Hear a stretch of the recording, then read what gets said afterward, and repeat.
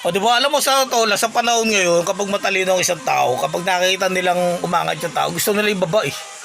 O di ba? Huwag yun na ako ibaba, sa lawal ko nila ibaba. Hindi, joke lang kasi ano, nauuna ako eh, di ba? Ako alam ba, hindi ko ibaba kapag nauuo ako, di ba? Siya sabi ko eh. Alam niyo guys, sa totoo lang ha, sabi ng mga basher ko minsan ano, alam mo sa totoo lang, mga fans ko ha.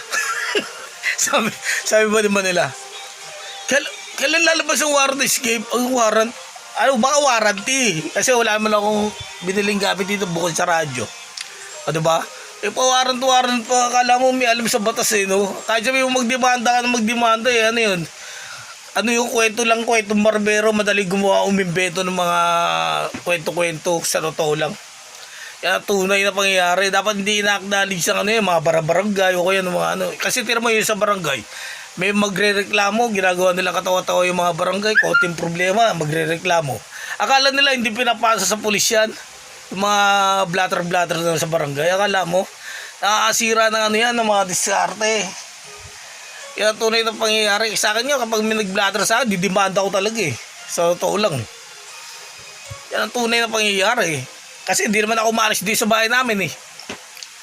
O diba? Kaya yung mga gumagawa ng invento dyan, pagpatuloy mo yan, eh, diba? Gumawa ng issue na yung mga taong, diba? Yung kwento lang na kwento na wala naman nangyayari. Nag-uusap pa tayo para malaman mo, di ba? Kahit sabihin mo na nagmumura ako ng ganito, eh, hindi naman ikaw yung kaharap ko. O, di ba? Yan ang tunay, kahit magsabi ako ng mga pangalan, maraming magkakapangalan. Yan ang tunay na pangyayari. O, di ba? Katulad ng escape, o, maraming escape, sa totoo lang, o. Yan ang tunay na pangyayari. Bisan nga, pumasok ako sa muli, akala nila ako si Gerald Anderson.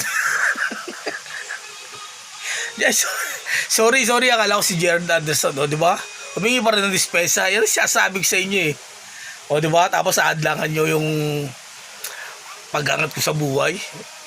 Yan sinasabi ko sa inyo eh. Paano lang kinabukasan ni baby?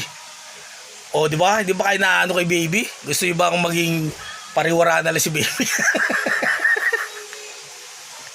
Gusto ba maghirap si baby? Kaya sasabi sa inyo eh.